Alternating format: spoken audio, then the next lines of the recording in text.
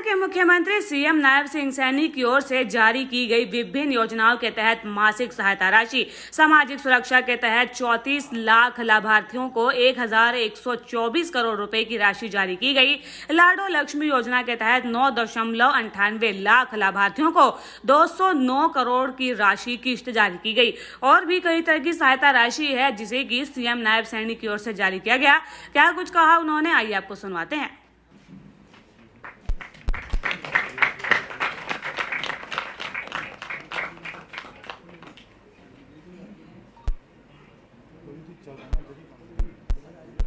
समय के अभाव से हम एक करके सभी विभागों का आज एक साथ ले रहे हैं।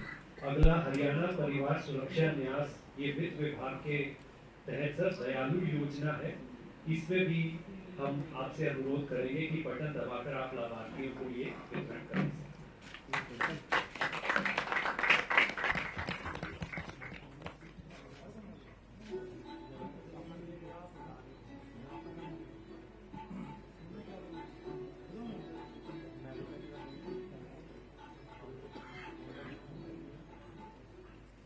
धन्यवाद सर। अगला सेवा विभाग का ही एक और स्कीम है सर, दीनदयाल लाडो लक्ष्मी योजना। इसके तहत भी अब हम आपसे अनुरोध करेंगे कि आप बटन दबाकर राशि वितरण कृपया सर करें।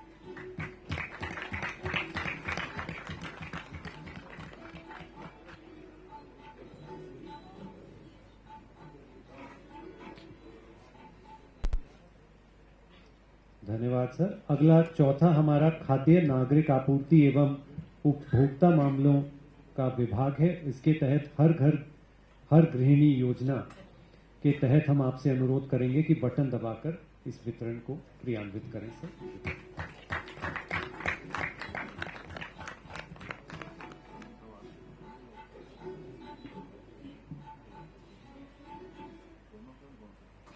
और अंत में मैं अनुरोध करूंगा माननीय मुख्यमंत्री जी से कि कृषि और किसान कल्याण विभाग के तहत ढेंचा एवं मूंग को बढ़ावा देने की योजना के तहत जो हमारे वितरण आज होना है सर, उसके लिए आप कृपया बटन दबाकर इसे क्रियान्वित करें सर।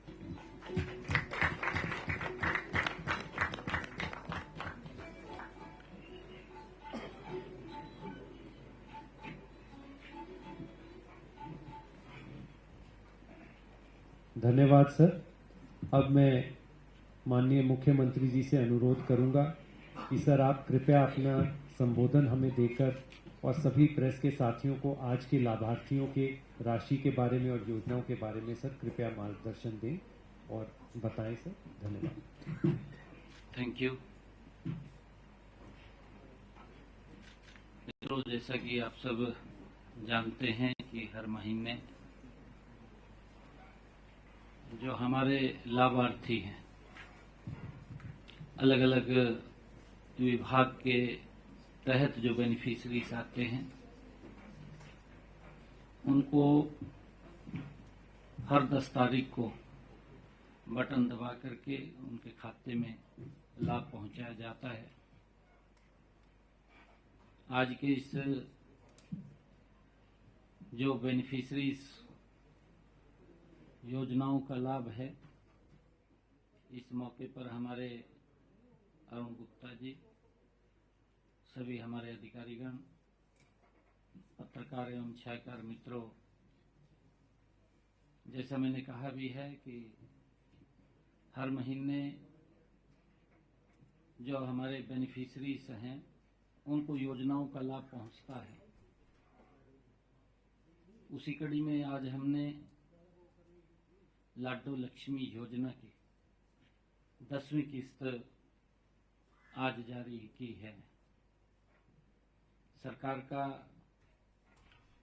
जो कमिटमेंट है, सरकार का जो संकल्प है, आदरणीय मोदी जी के नेतृत्व में हमारी वो सरकार उसको पूरा कर रही है। मुझे खुशी है कि इस योजना के तहत लगभग 10 लाख हमारी लाभार्थी बहन बेटियां, उनके खातों में आज 209 करोड़ 62 लाख रुपए की राशि डाली गई है। इसे मिलाकर के अब तक 10 किस्तों में 2,42,242,31 रुपए की राशि ये डाली जा चुकी है। 2,042,31 रुपए की राशि आज ये डाली जा चुकी है। मैं ये भी बताना चाहूंगा कि इस योजना को हमने पहले ही बजट के अंदर महिलाओं के लिए पैसा सुरक्षित किया था 5,000 करोड़ रुपए का। लगातार निरंतर बहनों के खाते में ये किस्त जा रही है। 25 सितंबर को दीनदयाल लाडो लक्ष्मी योजना की हमने पंडित दीनदयाल जी उपाध्याय उनके 109वें जन्मदिन के अवसर पर इसको हमने शुरू किया था। साथियों, पंडित दीनदयाल उपाध्याय जी के आगामी जन्म दिवस पर यह आय सीमा 1,00,000 रुपए से बढ़ा करके 1,80,000 रुपए की जाएगी। ये भी हमने कहा था, उसका हमने बजट का भी उसके अंदर प्रावधान किया था। चालू वित्त वर्ष में बजट लाडो लक्ष्मी योजना के लिए हमने 6,500 करोड़ रुपए का प्रावधान उसमें किया था और हमने कहा था कि पंडित दीनदयाल उपाध्याय जी के जन्मदिन पर इस आय सीमा को बढ़ाया जाएगा।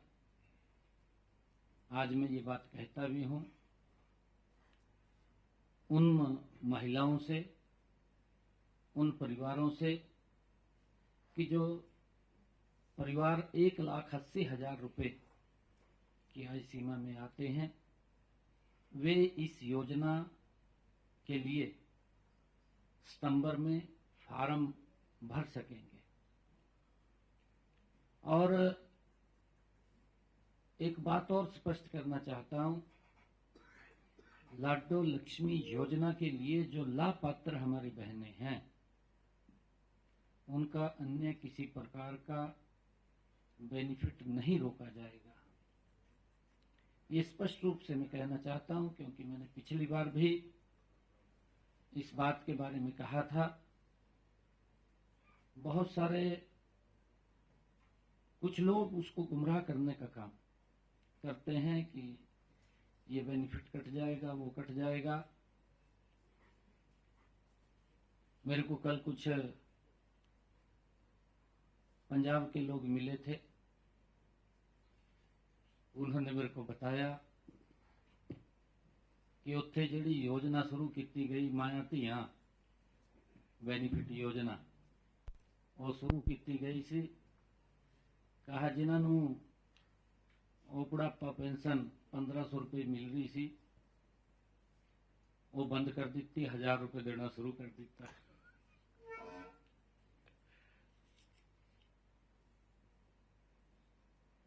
साथियों, जैसा मैंने कहा भी है कि जिहड़ी साडी सरकार ने इहदे नॉर्म तय कीते ने, उस नॉर्म ते असी महिलावां नूं लाभ देने का काम कर रहे हैं। मैं ये भी कहना चाहूँगा कि किसी भी बहन का जो उसको अन्य बेनिफिट मिल रहा है वो नहीं रोका जाएगा। इसी कड़ी में सामाजिक सुरक्षा पेंशन जो आज 15 हमारी सामाजिक सुरक्षा पेंशन योजनाओं के तहत 1,124 करोड़ 94 लाख रुपए की राशि हमारे जो 34,978 लाभार्थियों के बेनिफिशरीज के खाते में डाली गई है। इनमें वृद्धा पेंशन, सम्मान भत्ता, दिव्यांग भत्ता और अन्य सामाजिक सुरक्षा पेंशनें शामिल हैं। हमने व्यवस्था को परिवर्तन करते हुए प्रोएक्टिव मोड में इसको लागू किया है। किसी भी बुजुर्ग को दफ्तरों के चक्कर नहीं काटने पड़ते, किसी बुजुर्ग को कहीं किसी के पास नहीं जाना पड़ता। ये सीधा प्रोएक्टिव मोड में उसकी पेंशन बनती है जब वो 60 वर्ष का हो जाता है। 60 वर्ष के बाद परिवार पहचान पत्र डेटाबेस के आधार पर उसकी अगर पात्रता होती है तो स्वयं निर्धारित उस पात्र नागरिक को बिना किसी के दरवाजे पे जाए, बिना आवेदन किए, घर बैठे ही उसकी पेंशन बन करके उसको लाभ मिलना शुरू हो जाता है। डायरेक्ट बेनिफिट ट्रांसफर के माध्यम से किया जा रहा यह भुगतान हमारी पारदर्शिता और सुशासन के प्रति हमारी सरकार की अटूट प्रतिबद्धता है। इससे यह सुनिश्चित होता है कि सरकार की जो सहायता है हर जरूरतमंद तक समयबद्ध तरीके से पहुंच रही है। इसी कड़ी में आज हम दयालु योजना के तहत 6,224 परिवारों को 234 करोड़ 77 लाख रुपए की आर्थिक सहायता आज भेजी है। आज जारी की गई आर्थिक सहायता को मिलाकर के 83,536 परिवारों को 3,152 करोड़ 48 लाख रुपए की आर्थिक सहायता जारी की जा चुकी है। हमने गत 11 सितंबर को प्रदेश में कोई कुत्ते के काटने, आवारा पशु जैसे गाय, बैल, सांड, गधे, नीलगाय के हमले से अगर कोई किसी की मृत्यु हो जाती है या दिव्यांगता चोट लग जाती है तो उसको भी आर्थिक सहायता प्रदान करने का हमने दयालु 2 योजना के माध्यम से उसको लागू किया है। और इसी कड़ी में हर घर हर गृहिणी योजना के तहत आज मैंने गैस सिलेंडर रिफिल करवाने वाली हमारी 4,93,434 बहनों के बैंक खातों में, क्योंकि जब चुनाव चल रहा था, चुनाव के समय हमने कमिटमेंट किया था कि हम बहनों के रसोई में जिनकी पारिवारिक इनकम 1,80,000 रुपए तक है 500 रुपए का गैस का सिलेंडर भेजने का काम करेंगे। ऊपर की राशि बहनों के खाते में उनका भाई जमा कराने का काम करेगा। और उसी कड़ी में आज हमने 19 करोड़ 17 लाख रुपए की सब्सिडी वो डाली है, ऊपर का पैसा डाला है। इस योजना में जो पात्र महिलाओं को हर महीने, जैसा मैंने बताया भी है, 500 रुपए का गैस का सिलेंडर उनकी रसोई में पहुंचता है। मैं ये भी बताना चाहूंगा कि आज की जो राशि हमने जारी की है, इस राशि को मिलाकर के आज तक 15,06,364 हमारी पात्र बहनों के खाते में 340 करोड़ रुपए की राशि आज जमा हो चुकी है। 340 करोड़ 14 लाख रुपए की राशि वो जमा हो चुकी है, वो राशि डाली जा चुकी है। क्योंकि सरकार का जो कमिटमेंट है, उस कमिटमेंट को सरकार पूरा कर रही है। और वही परिणाम है कि आदरणीय नरेंद्र मोदी जी की सरकार पर निरंतर लोगों का विश्वास प्रगाढ़ हो रहा है। विपक्ष झूठ फैलाता है, झूठ बोलता है, झूठ बोल करके बिना किसी विषय के, तथ्य के अपने के लिए हम ही नहीं जानता, क्योंकि वो सोच रहा है कि शायद भूल के होंगे लोग। हो भी सकता है क्योंकि जब जनरेशन चेंज होती है, पीढ़ी चेंज होती है, नई पीढ़ी को नहीं मालूम है कांग्रेस के क्या क्या कुकृत्य रहे, किस प्रकार से कांग्रेस ने लोगों को प्रताड़ित किया, किस प्रकार से लोग एजिटेशन करके कोई सुविधा का लाभ लेते थे। नई जनरेशन को नहीं पता उनके समय में क्या हालात बच्चों के साथ होते थे। अगर कोई टेस्ट देने भी जाता था उनके समय में, बस की छतों के ऊपर सैकड़ों की संख्या में बच्चे ऊपर बैठते थे, बस की छत के ऊपर, क्योंकि अंदर जगह नहीं मिलती थी, भरी रहती, पीछे लटकते रहते थे, बारियों में लटक जाते थे। ये हालात कांग्रेस ने वो लोगों की है। गैस का सिलेंडर लेना होता था, घनी ठंड भी हुआ थी, उसमें भी 4 दिन घर से रजाई लेकर हुआ था, 4 दिन वहीं रहना पड़ता था, कोई सिलेंडर तो उठा ले जाए। ये पता नहीं है, नई पीढ़ी को नहीं पता इन्होंने क्या क्या किया है, और ये बताने की, उनको जगाने की जरूरत भी है। उनके समय में जब बरसात होती थी, जैसे सावन का महीना अब चल रहा है, सावन के महीने में बरसात जोर की पड़ रही, पूरा भीज गया, सिलेंडर के द्वारा खड़ा।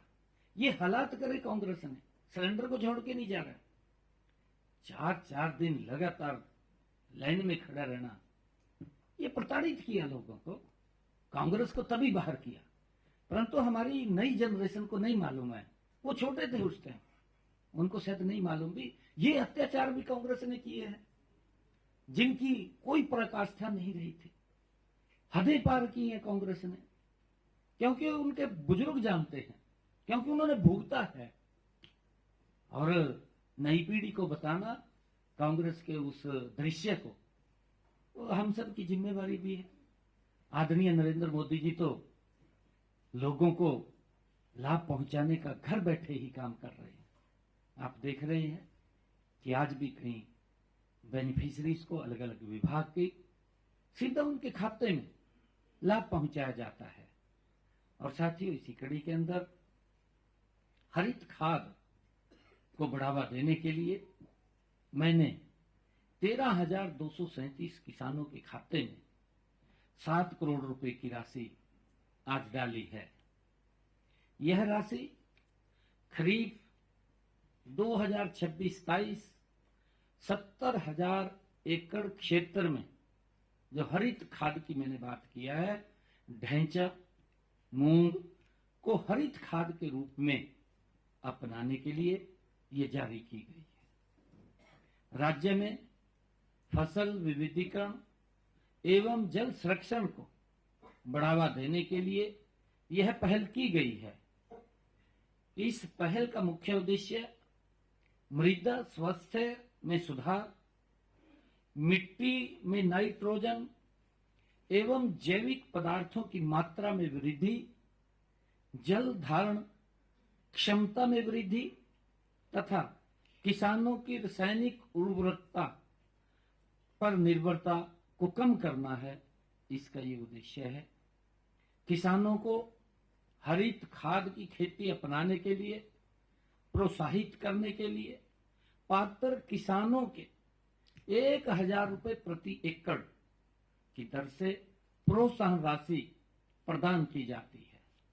और साथियों, किसानों का पंजीकरण मेरा फसल मेरा ब्यौरा पोर्टल के माध्यम से किया जाता है तथा निर्धारित प्रक्रिया के अनुसार फसल का सत्यापन किया जाता है।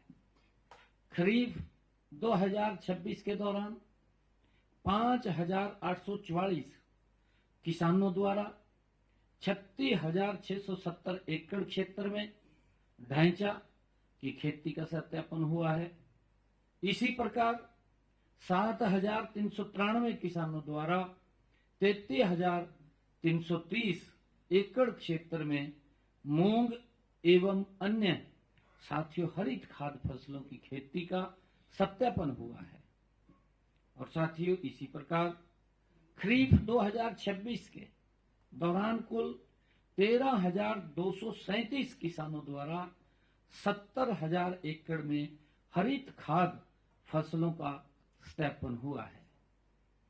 साथियों, मैं बताना चाहूंगा कि आज इसी प्रकार मैंने विभिन्न 19 योजनाओं के 50,04,873 लाभ पात्रों के बैंक खातों में 1,595 करोड़ 50 लाख रुपए की राशि वो डाली है। साथियों, मैं आपके माध्यम से, क्योंकि अभी कुछ कार्यक्रम भी चल रहे हैं, आदरणीय प्रधानमंत्री जी ने जो 14 अगस्त को विभाजन विभीषिका स्मृति दिवस वो मनाया जाता है, उस कड़ी में, क्योंकि जो आजादी मिली, आदरणीय प्रधानमंत्री जी ने कहा है कि आजादी हमें जो हंसते खेलते मिली है, परंतु उसने बड़ा दुख भी दिया है। लाखों लोगों को उन्होंने विस्थापित कर दिया, उनको घर छोड़ने पे मजबूर कर दिया, और वो अपना कारोबार, अपना घर, अपनी जमीन, अपने बाग बगीचे छोड़ करके झुंगियों में रहना मजबूर कर दिया। वो 14 अगस्त की काली रात, आदरणीय प्रधानमंत्री जी का मानना है कि हमें इसको विभाजन विभीषिका दिवस उन ऐसे असंख्य महिलाओं, बुजुर्गों, युवाओं, बहुत सारे बच्चे उस भीड़ के अंदर अपनी मां से गुम हो गए, मां की आवाज बच्चे तक नहीं पहुंच पाई, बहुत सारी बेटियों के साथ क्या दुराचार हुआ उस समय के अंदर। कई परिवारों ने बेटियों को मार डाला अपनी इज्जत बचाने के लिए। वो ऐसा मंजर था, वो एक काली रात थी, और उसका खामियाजा किस कारण से भुगतना पड़ा, किन लोगों की वो गलतियां थी, जिन गलतियों का खामियाजा भारत के लोगों को भुगतना पड़ा। आदरणीय प्रधानमंत्री जी ने कहा 15 अगस्त को हम स्वतंत्रता तो हर्षोल्लास के साथ मनाते हैं, परंतु 14 अगस्त को उस विभाजन विभीषिका को भी उन ऐसे असंख्य लोगों को जिन्होंने अपने को खोया, जिन्होंने अपने परिवार को खोया, जिन्होंने अपने कारोबार को खोया, उनको भी ये याद करने का दिन है। और विभाजन विभीषिका स्मृति दिवस 14 अगस्त को राज्य स्तर का जो कार्यक्रम होगा वो गुरुग्राम में होगा, और हर जिला के ऊपर 14 अगस्त शाम को कार्यक्रम भी अलग अलग आयोजित पार्टी के द्वारा किए जाएंगे। उसी कड़ी में आदरणीय प्रधानमंत्री जी ने जो हमारा हर घर तिरंगा अभियान की तिरंगे का सम्मान, वो साथियों उन्होंने जब आजादी के 75 वर्ष अमृत काल का दौर चल रहा था, उस समय आदरणीय प्रधानमंत्री जी ने ये बात कही थी कि तिरंगा हर घर हर गली में हमें वो फहराना चाहिए, उसमें हमें यात्राएं निकालनी चाहिए, मोटरसाइकिल यात्राएं निकालनी चाहिए, पैदल यात्राएं निकालनी चाहिए, हर व्यक्ति को अपने प्रतिष्ठान पर तिरंगा फहराना चाहिए, हर व्यक्ति को अपने घर पर तिरंगा फहराना चाहिए। तिरंगे का सम्मान भी उतना जरूरी है, क्योंकि तिरंगे में हमारे उन असंख्य क्रांतिकारी वीरों की वो बलिदान छिपा है, जिनके कारण आज हम इस खुली हवा में सांस ले रहे हैं। आदरणीय प्रधानमंत्री जी का वो आह्वान आज जन आंदोलन बन चुका है। मुझे खुशी है कि 9 तारीख से यह अभियान शुरू हुआ। हम देख रहे नारनौल के अंदर लाखों की संख्या में यूथ तिरंगा हाथों में लेकर के भारत माता की जयघोष के नारों के साथ, वंदे मातरम के जो जयघोष के साथ उन्होंने मैराथन किया।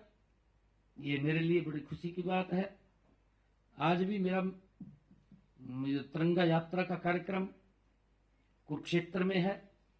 हर रोज हमारा मंत्रीगण, हमारे विधायकगण, पार्टी के हमारे सभी सदस्यगण, सभी दलों को साथ लेकर के, क्योंकि ये एक दल का विषय नहीं है। प्रधानमंत्री जी ने कि सभी ने मिलकर के तिरंगे को फहराना भी चाहिए, तिरंगे के सम्मान में हमने चलना चाहिए। भारतीय जनता पार्टी ने 9 तारीख से लेकर के ये 17 तारीख तक तिरंगा यात्राएं, हमारे वो क्रांतिकारी वीर, वो शहीद जिन्होंने इस देश की आजादी, इस देश की रक्षा सुरक्षा के लिए अपने प्राणों को न्यौछावर किया है, ऐसे सब उनके जो वहां पर प्रतिमाएं लगी हुई हैं, ये यात्राएं रास्ते में जहां से रूट बनेगा, ये वहां तक उनको प्रणाम करते हुए, उनको सलाम करते हुए वो जाएंगी। ये पार्टी ने बड़ा कार्यक्रम आयोजित किया है, 9 तारीख से वो चल रहा है। और आदरणीय प्रधानमंत्री जी का जो उन्होंने आह्वान किया था, आज वो एक जन आंदोलन बन चुका है। आज हर घर के अंदर तिरंगा, हर प्रतिष्ठान पर तिरंगा, ये हम सबकी जिम्मेवारी भी है। और उसका सम्मान भी हम, जितना हमारे लिए तिरंगे का सम्मान है हमारे दिल में, उसको उस सम्मान के साथ हमें रखना चाहिए, फहराना चाहिए। इतना ही मैंने आज कहना था। थैंक यू, धन्यवाद।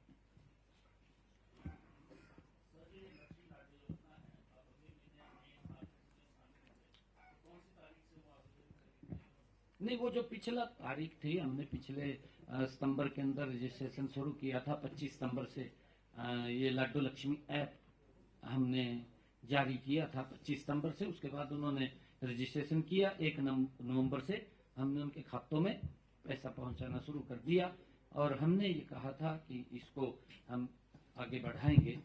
अब 81 तक अब बहुत ऐसे महिलाएं, परिवार उसमें शामिल हो जाएंगी जिनको इसकी आवश्यकता